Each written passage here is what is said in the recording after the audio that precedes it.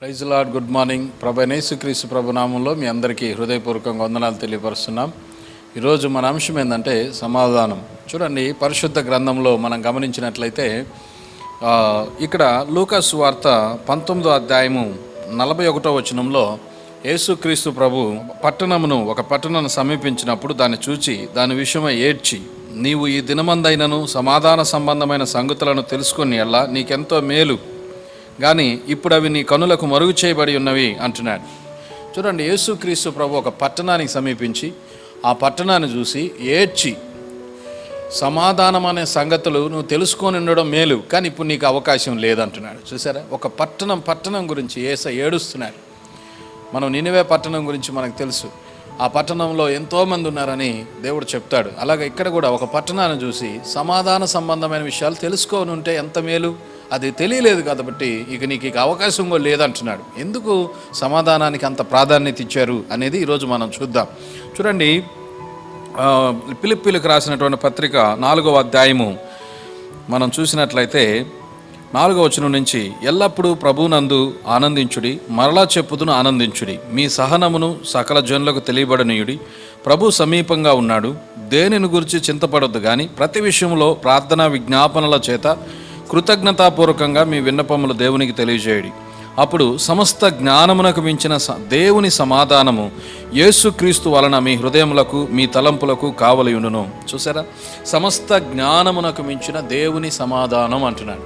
అంటే ఇది సమస్త జ్ఞానానికి మించిన. దేవుడు దినాలు చెడ్డవి కాబట్టి అజ్ఞానుల వలె కాక జ్ఞానుల వలె నడుచుకోమని ఎఫెసీ పత్రిక 5వ అధ్యాయంలో మనం చూస్తాం. ఇక్కడ ఏమంటున్నాడంటే ఆ జ్ఞానానికి మించింది కూడా సమాధానం అని దేవుడు చెప్తున్నాడు.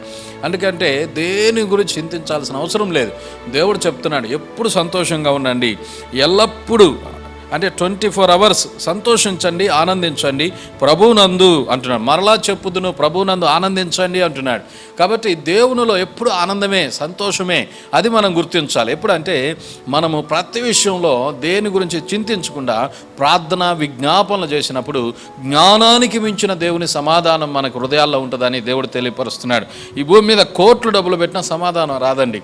కొంతమంది పెళ్లి సంబంధాలు కూడా మాకు సమాధానం రాలేదండి, ప్రార్థన చేశాం కానీ మాకు సమాధానం రాలేదంటారు. కొంతమంది మాకు సమాధానం వచ్చింది కాబట్టి పెళ్లి చేసుకుంటామంటారు. కాబట్టి ఏ విషయంలో అయినా మనం సమాధానం లేకుండా ముందుకెళ్ళకూడదు. కాబట్టి ఆ సమాధానం ఎప్పుడు వస్తుందంటే దేవుని మీద ఆధారపడితే. అబ్రహాము దేవుని మీద ఆధారపడ్డాడు, సమాధానం వచ్చింది, దీవించబడ్డాడు. లోతు దేవుని మీద ఆధారపడలేదు, ప్రార్థించలేదు, దేవుని సన్నిధిలో కనిపెట్టలేదు, అందుకని సమాధానం లేదు, నష్టపోయాడు. కాబట్టి ప్రతి విషయంలో మనకి సమాధానం లేకుండా ముందుకెళ్ళడానికి వీల్లేదు. కాబట్టి ఇక్కడ దేవుడు అంటున్నాడు, ప్రతి విషయంలో దేనిని గురించి మీరు చింతించొద్దు, కానీ ప్రతి విషయంలో ప్రార్థన విజ్ఞాపనల చేత కృతజ్ఞతాపూర్వకంగా మీ విన్నపములు దేవునికి తెలియజేయండి. అప్పుడు సమస్త జ్ఞానానికి మించిన దేవుని సమాధానం యేసుక్రీస్తు వలన మన హృదయాలకి మన తలంపులకి కావలి ఉంటుంది. ఈ సమాధానం లేక చాలామంది చెడ్డ తలంపులతో ఊరేసుకోవడం, ఆత్మహత్య చేసుకోవడం, రైలు కింద తలబెట్టడం, ఎంతోమంది బావిల్లో దూకి చచ్చిపోవడం, ఇలాంటివన్నీ జరగడానికి కారణం వారి కుటుంబాల్లో సమాధానం లేకే. ఏ పనైనా ఏ పాపమైనా స్టార్ట్ అవుతుందంటే వాళ్ళకి సమాధానం లేకే పాపం చేస్తున్నారు. అదే సమాధానం కనుక ఉంటే పాపం చేయరు. కాబట్టి ఈ సమాధానం కనుక ఉంటే ఎవ్వరు కూడా పాపం జోలికి వెళ్ళరు. ఆ సమాధానం క్రీస్తు సమృద్ధిగా ఇస్తానంటున్నాడు. చూడండి, ఇంకా మనం సమాధానం గురించి చాలా విషయాలు ఈరోజు మనం చూద్దాం. కొరింథీయులకు రాసినటువంటి 2వ పత్రికలో మనం చూసినట్లయితే 13వ అధ్యాయము 11వ వచనంలో చక్కని మాట మనం చూస్తాం. తుదకు సహోదరులారా, సంతోషించుడి, సంపూర్ణులై ఉండుడి, ఆదరణ కలిగి ఉండుడి, ఏక మనసు గలవారై ఉండుడి, సమాధానముగా ఉండుడి, ప్రేమ సమాధానములకు కర్తయగు దేవుడు మీకు తోడై ఉండును అంటున్నాడు. చూసారా, అంటే ప్రేమ సమాధానం ఈ రెండిటికి కర్త, కర్మ, క్రియ అన్ని దేవుడే. కాబట్టి ప్రేమ సమాధానాలకి కర్త అయిన దేవుడు మీకు తోడై ఉంటాడు. కాబట్టి మనం ఏం చేయాలంటే ఫైనల్గా సంతోషించాలి, సంపూర్ణులై ఉండాలి, ఆదరణ కలిగి ఉండాలి, ఏక మనసు గలవారై ఉండాలి. ఇవన్నీ కూడా దేవుడు మనకి ఇస్తాడు. ప్రియమైన దేవుని బిడ్డలారా, ఈరోజు మన వాక్యం విని దాని ప్రకారం నడుచుకున్నట్లయితే చూడండి, యెషయా గ్రంథంలో కూడా 9వ అధ్యాయము 6వ వచనంలో మనం చూసినట్లయితే, మనకు శిశువు పుట్టెను, మనకు కుమారుడు అనుగ్రహించబడెను, ఆయన భుజం మీద రాజ్యభారమును, ఆశ్చర్యకరుడు, ఆలోచనకర్త, బలవంతుడైన దేవుడు, నిత్యుడగు తండ్రి, సమాధాన కర్తయగు అధిపతి అని అతనికి పేరు. అంటే సమాధానానికి అతను అధిపతి. చూసారా, అతని దగ్గర నుంచే సమాధానం మనకు వస్తుంది. అది ఇక్కడ దేవుడు మనకు తెలియపరుస్తున్నాడు. చూడండి, శాంతి సమాధానం ఈ రెండు కూడా ఎలా వస్తాయి అంటే యోహాను సువార్త 14వ అధ్యాయము 26, 27 వచనాలు మనం చూసినట్లయితే, ఆదరణకర్త అనగా తండ్రి నా నామమున పంపబో పరిశుద్ధాత్మ సమస్తమును మీకు బోధించి నేను మీతో చెప్పిన సంగతులన్నిటినీ మీకు జ్ఞాపకం చేయను. శాంతి మీకు అనుగ్రహించి వెలుచున్నాను, నా శాంతినే మీకు అనుగ్రహించుచున్నాను. లోకమిచ్చినట్టుగా కాదు నేను మీకు అనుగ్రహించట్లేదు. చూసారా, ఇక్కడ లోకమిచ్చినట్టుగా నేను మీకు అనుగ్రహించట్లేదు, కానీ మీ హృదయమును కలవరపడకుండా వెరవనీయకుండా ఉండండి. దేవుడు ఆయన శాంతి సమాధానం మనకిస్తానంటున్నాడు. లోకంలో వచ్చేది శాంతి సమాధానం కాదండి, అది టెంపరీ. డబ్బులు ఇచ్చి కొనుక్కునేది టెంపరీ. ఏ విషయంలో అయినా వాళ్ళు సిగరెట్ తాగుతారు సమాధానం కోసం, మందు తాగుతారు, ఇంకెన్నెన్నో చేస్తుంటారు. అవన్నీ కూడా టెంపరీ, కానీ అవన్నీ ఖర్చు పెట్టేవి. కానీ దేవుడు ఇచ్చేది ఉచితంగా ఇస్తున్నాడు, అది పర్మనెంట్ సమాధానం. అది టెంపరీ సమాధానం కోసం లోకం ఇచ్చినట్టుగా కాదు. దేవుడు అంటున్నాడు, ఆదరణకర్త, సమాధానకర్త, పరిశుద్ధాత్మ దేవుడు ఆయన ఉచితంగా మనకిస్తున్నానని దేవుడు తెలియపరుస్తున్నాడు. ఆ తర్వాత మనం గమనించినట్లయితే చూడండి, యోహాను సువార్త 16వ అధ్యాయము 33వ వచనంలో, నా యందు మీకు సమాధానము కలుగునట్లు ఈ మాటలు మీతో చెప్పుచున్నాను. లోకములో మీకు శ్రమ కలుగును, అయినను ధైర్యం తెచ్చుకునడి, నేను లోకమును జయించున్నానన్నాడు. ఎప్పుడైతే లోకాన్ని మనం జయిస్తామో అప్పుడు సమాధానం మన హృదయాల్లో సమృద్ధిగా ఉంటుంది. కాబట్టి సగం లోకంలో సగం దేవునిలో ఉంటానంటే కాదు.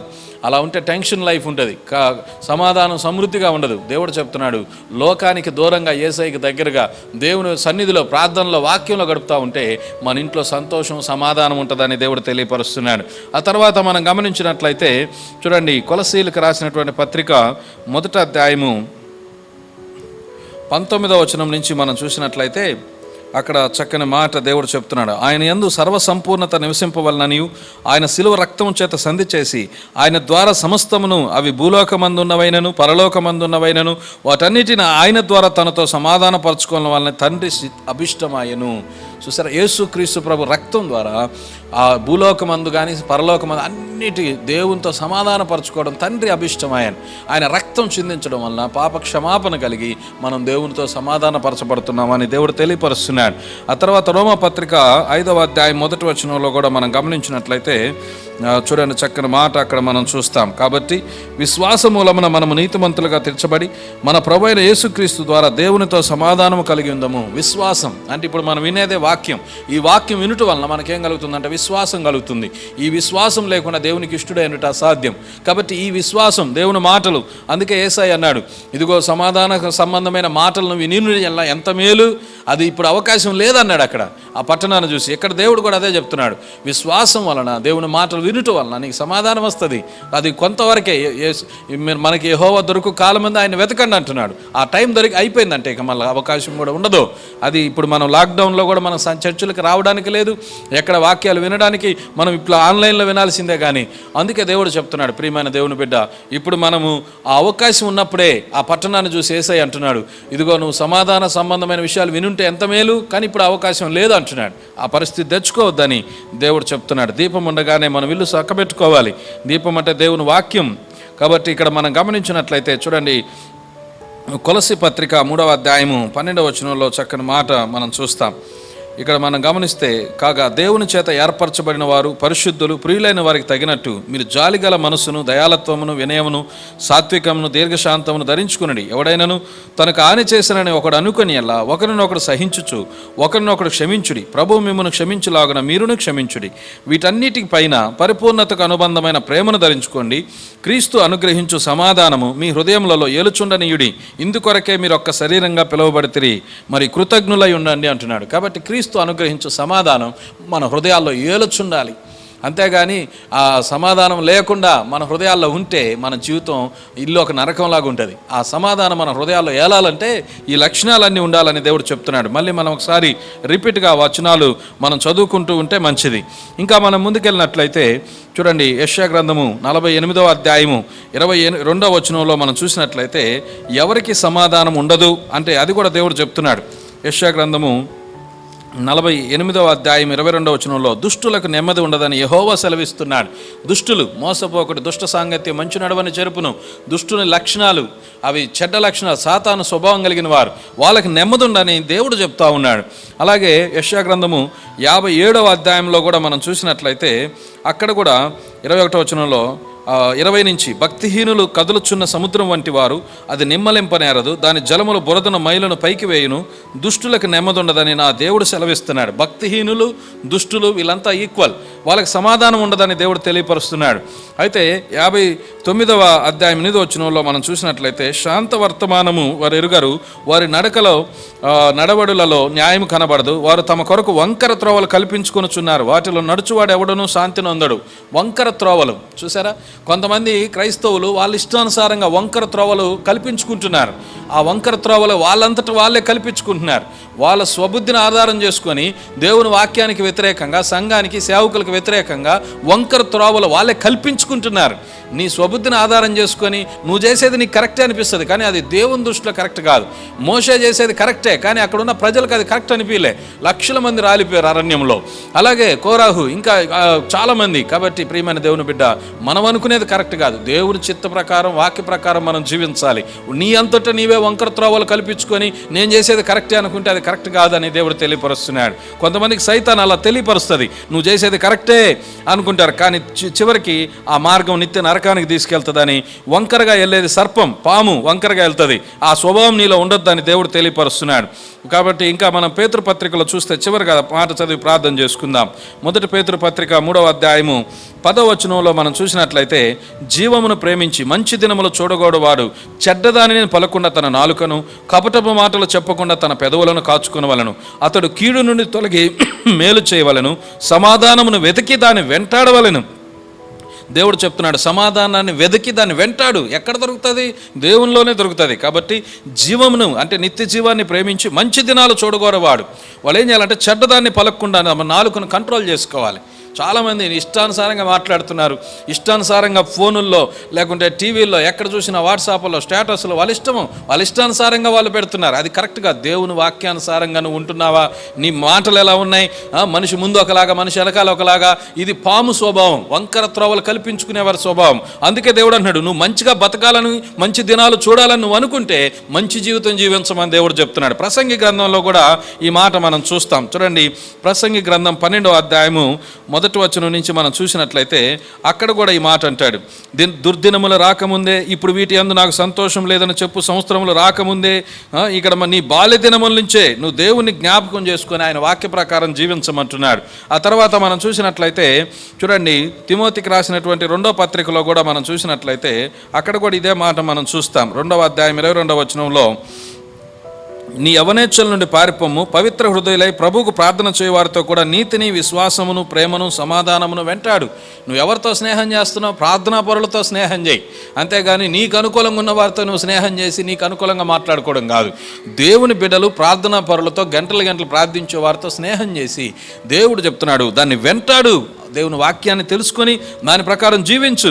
అంతేగాని లోక సంబంధంగా ఎంజాయ్ చేయడానికి కాదు మనం పుట్టింది భూమి మీద. మనం దేవునికి ఇష్టమైన జీవితం జీవించాలని దేవుడు చెప్తున్నాడు. ఎవరితో స్నేహం చేస్తున్నావు అని పౌలు తిమోతితో మాట్లాడుతున్నాడు. రోమపత్రిక 14:19లో కూడా మనం చూస్తే, కాబట్టి సమాధానమును, పరస్పర క్షేమాభివృద్ధిని కలుగజేయ వాటిని ఆసక్తితో అనుసరించు. ఎవరిని అనుసరిస్తున్నావు నువ్వు? నీకు ఎప్పుడు నిత్య జీవాన్ని ఇచ్చి దేవుని రాజ్యానికి తీసుకెళ్ళి యుగయుగాలు ఆయనతో ఉంచుకునే ఆ వాటిని దేవుని వాక్యాన్ని అనుసరించమంటున్నాడు. కానీ నీ ఇష్టానుసారంగా ఎవరిని పడితే వాళ్ళని అనుసరించడం కాదు, ఎవరిని పడితే వాళ్ళని సర్కిల్ తయారు చేసుకోవడం కాదు. కోరాకు కూడా ఒక సర్కిల్ తయారు చేసుకున్నాడు, దానివల్ల భూమి నోరు తెరిచి వారందరినీ మింగేసింది. దేవుడు అడిగాడు, కోరాకు పక్షాన ఎవరున్నారంటే వాళ్ళందరూ పరిగెత్తుకుంటూ వెళ్ళారు కోరాకు పక్షాన, వాళ్ళందరూ భూమి నోరు. కానీ కోరాకు కుమారులు వెళ్ళలేదు. చూడండి, అలాంటి ఆ జ్ఞానం నీకు ఉండాలని దేవుడు తెలియపరుస్తున్నాడు. ప్రార్థన చేసుకుందాం. మమ్మల్ని మిక్కిలిగా ప్రేమించిన పరలోకమందున్న మా తండ్రి, ఈ వాక్యాన్ని అందరిలో నీరు పోసి ఫలింప చేయండి. దుష్టుడు ఎవరు కూడా అపార్థం చేసుకోకుండా అయా తండ్రి, అయా దుష్టుని ఆలోచనలు, క్రియలేషనాలు బంధిస్తూ మీ పరిశుద్ధాత్మ కార్యం ప్రతి ఒక్కరిలో జరిగించి పాజిటివ్గా వాక్యాన్ని అర్థం చేసుకొని మీరు అక్కడికి సిద్ధపడే ధన్యత దయచేయండి. మీకు ఇష్టం లేని మాటలు వింటున్న ఎవరినైనా ఏమన్నా తీసివేయండి. కుటుంబాలుగా రక్షించి మీరు అక్కడికి సిద్ధపరచమని అయా తండ్రి, అయా ఈ భూలోకంలో కరోనా వైరస్ నుంచి ప్రజలందరికీ విడుదల దయచేయండి. మీ సమాధానం ప్రతి ఇంట్లో దయచేయమని యేసునామమున పాదాల వద్దకు వచ్చి కృతజ్ఞతాస్తుతులు చెల్లించి ప్రార్థిస్తున్నాం తండ్రి. ఆమేన్. God bless you.